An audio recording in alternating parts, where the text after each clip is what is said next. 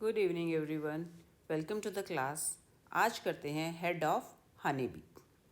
ये देखो एक पिक्चर है हनी बी की। जैसे कि टिपिकली एक इंसेक्ट जो है 3 पार्ट्स में डिवाइडेड होता है, वैसे ही हनी बी की बॉडी भी 3 पार्ट्स में डिवाइडेड है।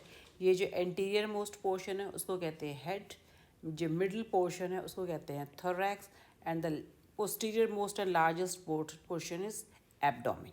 राइट। तो अब आप देखो ये जो हेड हनी बी का हेड जो है, उसके जो माउथ पार्ट्स है वो डाउनवर्डली लोकेटेड है। तो इस तरह के माउथ पार्ट्स जो कि डाउनवर्डली लोकेटेड होते हैं, नीचे की तरफ लोकेटेड होते हैं, इस तरह के हेड को क्या बोलते हैं? Hypognathous type of head. Right. Hypo means below, gnatha means jaws या माउथ पार्ट्स। तो जो इस तरह downwardly below directed mouth parts वाले हेड को क्या बोलेंगे? Hypognathous head. राइट। तो आप अगर हम इस हेड को फ्रंट से देखें तो it would look something like this. तो हेड आप देखो इसका जो है ट्रायंगुलर इन शेप है, और हेड पर आप देखो डॉर्सोलेटरली जो है दो इस तरह के लार्ज स्ट्रक्चर्स प्रेजेंट है जो कि हैं कंपाउंड आइज। अच्छा, इससे पहले मैं बताती हूँ, हेड पर आइज प्रेजेंट है। आइज दो तरह की होती है। एक तो अभी हमने बताया कंपाउंड आइज, तो दो डॉर्सोलेटरली लार्ज कंपाउंड आइज प्रेजेंट है। दूसरी है सिंपल आइज। सिंपल आइज को ऑसिलस भी बोलते हैं। एक को ऑसिलस बोलेंगे और एक से ज़्यादा को ऑसिलाई बोलते हैं। ठीक है। तो अब आप देखो कि डॉर्सो लिटरली तो दो कंपाउंड आइज प्रेजेंट है, और मिड डॉर्सली देर आर 3 ऑसिलाई और 3 सिंपल आइज। तो कुल मिलाकर कितनी आइज होगी हनी बी के हेड पर? 5 आइज प्रेजेंट है। अब फ़र्क क्या है कि देखो, कंपाउंड आइज जो है, इसको कंपाउंड क्यों बोलते हैं? क्योंकि ये बहुत सारे ओमेटिडिया का से मिलकर बना हुआ है। ठीक है। तो हर एक ommatidia around 1000 ommatidia I think मिलके एक कंपाउंड आई बनाते हैं। तो सोचो दो कंपाउंड आइज में कितने सारे ओमेटिडियम होते होंगे। तो और इधर से सिंपल आइज ऑसिलाई में जो है 3 ऑसिलाई है। ऑसिलाई भी फोटोरिसेप्टर्स के बने होते हैं, जैसे कि ओमेटिडिया फोटोरिसेप्टर्स के बने होते हैं। अब फ़र्क क्या है कि ऑसिलाई के फोटोरिसेप्टर्स केवल इंटेंसिटी ऑफ लाइट मेजर करते हैं, यानी कि क्वांटिटी ऑफ लाइट, भाई डिम लाइट है, ब्राइट लाइट है, नो लाइट है। जबकि कंपाउंड आइज क्या करती हैं? ये इनके विजन में इंटेंसिटी ऑफ लाइट के साथ साथ ये डायरेक्शन ऑफ ऑब्जेक्ट भी बताती हैं, और इनका जो फोटो रिसेप्शन है वो काफ़ी क्लियर होता है। राइट। तो अब आप देखो तो हेड में जो फर्स्ट सबसे प्रोमिनेंट ऑब्जेक्ट है वो है आइज, और आइज कितनी है? 5। उसके बाद if you see you we find that there is a pair of antenna. दिखाई दे रहे छोटे छोटे एंटीना? ये एंटीनल सॉकेट्स हैं, और उन सॉकेट में इस तरह ये देखो आप एंटीना जो है, अलग अलग इसके पार्ट्स जो हैं एंटीना के हैं। Small 1 pair of small antenna are there. अगर मैं इनके तुम्हें पार्ट्स दिखाऊं, ये देखो हेड पर जो मेम्ब्रेनस स्ट्रक्चर है जहाँ से ये ओरिजिन कर रहा है उसको कहते हैं एंटीनल स्क्लेराइट। और ये एंटीनल स्क्लेराइट किस में प्रेजेंट है? सॉकेट में प्रेजेंट है। ठीक है। यानी कि एक सॉकेट है, एक मेम्ब्रेन है जिसको कहते हैं स्क्लेराइट, एक वो सॉकेट में प्रेजेंट है, और वहाँ से एंटीना जो है ओरिजिन कर रहा है। तो ये जो बेस है एंटीना का, ये सबसे लॉन्गेस्ट पोर्शन होता है जिसको कहते हैं स्केप। और स्केप के ऊपर ही नेक्स्ट जो सेगमेंट होता है वो सबसे छोटा सेगमेंट होता है जिसको कहते हैं पेडिसल। और पेडिसल के ऊपर आप देखो एक सीरीज है छोटे छोटे सेगमेंट्स की, हालांकि वो पेडिसल से बड़े होते हैं। इनको इन सीरीज को क्या बोलते हैं? फ्लैजिलम। ठीक है। तो इस तरह से यहाँ पर जो फ्लैजिलम है इन केस ऑफ हनीबीज वो 10 to 11 सेगमेंटेड है, यानी कि एक सेगमेंट स्केप का, एक सेगमेंट पेडिसल का, और 10 to 11 सेगमेंट फ्लैजिलम के। इतने सेगमेंट्स होते हैं हनीबी के एंटीना में। राइट। और अगर हम इनका फंक्शन देखें तो एंटीना जो है is tactile and gustatory in nature. Tactile का मतलब they are sensitive to touch, right, यानी कि ये फिजिकल टच से ये चीज़ों को सेंस करते हैं, ऑब्जेक्ट को। Gustatory means if you see they are chemoreceptors, यानी कि they taste also, they taste the things which are found around them, and they tells us whether that particular thing is suitable to eat or not, right? तो एक तरह से chemo receptors का भी काम करते हैं एंटीना, ठीक है। तो अब पहला क्या किया हमने, हेड में आई, सेकंड जो है हमने किया एंटीना, ठीक है। अब मेजर पोर्शन क्या रह गया, ये वाला डाउनवर्ड वाला पोर्शन जिसको हम कहते हैं माउथ पार्ट्स, ठीक है। हनी भी हमेशा माउथ पार्ट्स, मैंने पहले भी बताया है कि उस एनिमल के फूड पर डिपेंड करता है। तो हनी भी किस पर फीड करती है, हनी भी फीड करती है नेक्टर पर, पोलन पर, राइट। तो हनी बी की जो माउथ पार्ट है वो है च्यूइंग एंड लैपिंग टाइप,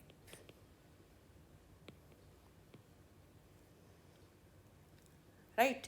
तो च्यू तो मतलब कोई भी फूड है उसको चबाना, लैप का मतलब किसी भी चीज़ को, खासकर लिक्विड फूड को इकट्ठा करना और देन उसको सक करना एक तरह से। तो क्योंकि ये नेक्टर सॉलिड और लिक्विड दोनों टाइप के फूड पे फीड करती है, इसीलिए उसके जो माउथ पार्ट्स हैं वो भी दो तरह टाइप के हैं, that is chewing and lapping type. देखो मैं आपको डायग्राम दिखाती हूँ कि देखो किसी भी टिपिकल इंसेक्ट में ये माउथ पार्ट्स होते हैं। आप इमेजिन करो कि ये माउथ पार्ट की जैसे कैविटी होती है, माउथ की कैविटी होती है, जैसे हमारी माउथ की कैविटी है, उस पर इस तरह एक अपर लिप है और एक लोअर लिप है, ऐसा करते हैं ना। सेम उसी तरह इंसेक्ट्स की जो पेरिफेरी होती है माउथ पार्ट की, इस तरह से उस पर अलग अलग माउथ पार्ट्स अटैच्ड होते हैं। जैसे यहाँ पे लेब्रम यानी कि अपर लिप, और यहाँ पर लेबियम, मैं अभी बात बताऊँगी, यानी कि लोअर लिप, यहाँ पर मैंडिबल, यहाँ पर मैक्सिला। ये देखो मैं दिखाती हूँ, अगर मैं ड्रॉ करूँ तो माउथ, इसके जो माउथ पार्ट्स हैं इंसेक्ट, किसी भी इंसेक्ट के, वो इस तरह से अटैच्ड होते हैं, समथिंग लाइक दिस।